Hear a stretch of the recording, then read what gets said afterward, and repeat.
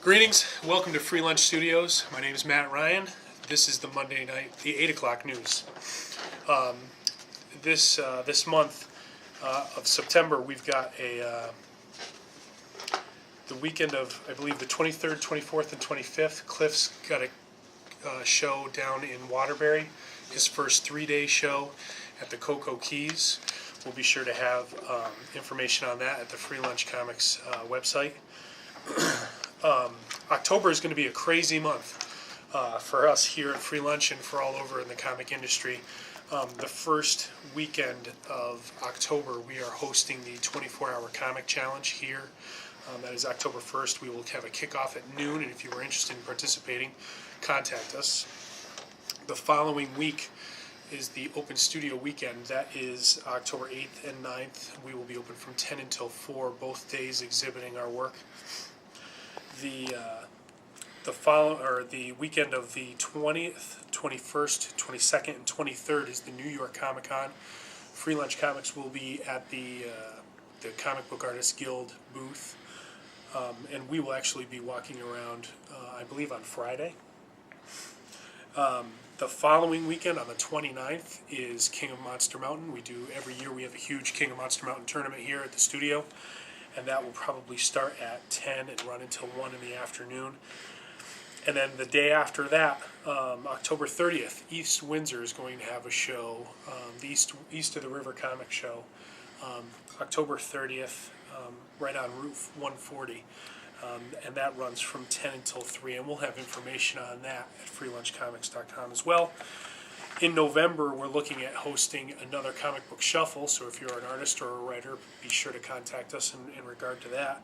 That's all I have for the news as far as the next month. Does anybody have anything coming up that they wanted to mention? No? No? All right. Well, tonight we're introducing a new format for the Monday Night Jam.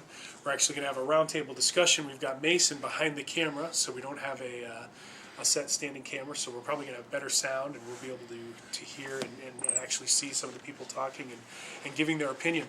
The topic for tonight's conversation, I have in my hands 3 different Avengers comics, all right?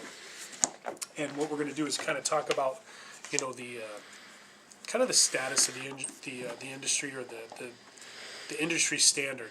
And I'm going to open up a page spread here for all my friends, and I want you to take a look. I want you to zoom in on this, Mason. Take a look at all the text that's going on there. Take a look at the art style. And we'll hand this around and show it's Brad Gilchrist. To his left, we have our graphic designer, Rachel Meyer. And then we have Jeff Bushy here. He just drank 2 back-to-back energy drinks. We have G. Allen Holcomb here, writer. And we have my business partner here, Steve Canaris. And Mason, you were sitting over there. Yeah. That's cool. Now, in my hands now is the Bruce Timm tribute to the Avengers. This is Avengers issue 1.5. And I want to show you this, just to kind of get a look at it.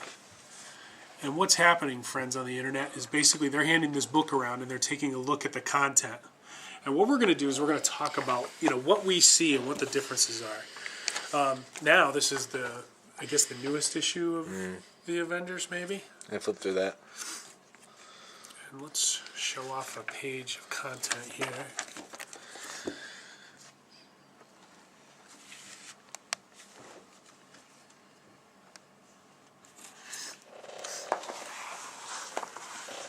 So some of you have seen this artwork before, some of you have not. Brad, you're the first one who's seen all of it. What do you think when you look at, you've got the original Avengers over there, and then you have this tribute book, which I think is from the 90s, and then you have this newer the comic that's probably maybe at most maybe 2 years old. Well, I think that the newer formats are being more cinematic in the presentation of the work, Okay. whereas the older, like the Jack Kirby stuff, is a lot more dialogue. It's more like you're transitioning from a book or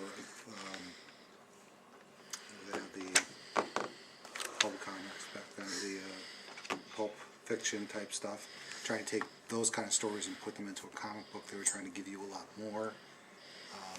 And now they're trying to be more graphic, focus on the color, the art, the full body shots, cinematography in a comic format than Do you think the that, 60s. how do you feel about that? Like, do you think, what's your opinion? It's slower paced. I don't think, I don't know, it's just, it's a different style of writing, it's a different style of telling a story. And they're both good. With these new graphic novels, the color is incredible. It's like taking a simple movie and making it, 3D or something. You're just adding so much more dimension to it. So with a graphic novel, you're spanning the story out over a longer period of time. Do you think that, I would imagine that there are graphic novels that, take it easy, Jeff, thanks for coming by. I would imagine that there are graphic novels Hi, Jeff. that are comparable in digesting the information to maybe one of those early Avengers books. Well, the thing with the Avengers was that I think they were still trying to figure out exactly what to do with a big group of characters too, because all these characters had their own books and had their own fans, and they got to stick them all together, and you have to kind of give equal time to each character and have them say something. There's no reason in many of those stories to have Hulk say anything, but he does. Right. So Do you think that, do you think a Spider-Man issue, an early well, we could actually grab one, but do you think as much text, do you think that there's as much text in an early Spider-Man issue? I would imagine that. I think Yeah, I think there definitely is. I think I think Brad's right in his observation that the source material for the '60s books was the pulp novels and the transition from pulp novel to graphic novel or comic, whereas the kind of the source or the influence of the modern stuff maybe comes more from a film or an animation point of view. I think that this stuff here, this Stan and Jack stuff, I think also had a different, when you're talking about a newsstand book, I think there was a real keen understanding that the reader that you will get for this issue, Avengers #3, it might be the first and only time he'll ever get a copy of the Avengers. So you're going to see dialogue explaining who Giant Man is each time, or who the Wasp is each time. Whereas when you get to the modern era stuff, they figure you're getting it at a comic store. You've probably been reading for a while, or if it's issue #4, you've got issue #1 through 3. Whereas I think all the newsstand stuff, they said, okay, this could be somebody's first issue, and this probably is somebody's first issue, maybe their only issue. So I think that kind of, played in a little bit to the, how much backstory they gave or repetition of what happened in the previous issue, that kind of recapping stuff. well, they used to go through and have the little recaps too, Yeah. like the editor's note, this happened in issue 64 or whatever. I loved those things. Yeah. Yeah, it's funny, you read, the early Spider-Man issues, and every issue talks about the radioactive spider biting him. Even Yeah. if it's issue 7, they Yeah. still talk about it because it wasn't, it was still new at the time, and people didn't, it might have been your first issue, and why does this guy have spider powers? Do you think a kid today, do you think that, and Greg, I'm going to pull you in on this. Do you think a kid today, we know that they're going to think, well, maybe they'll think that this is cool. Do you think a kid would appreciate what's in here? Wow. I don't know kids today. I'm assuming no, because the whole movie connection. They'll look at it and think it's a book, and they'll think it's a book they're being forced to read through school, not something they're choosing to pick up.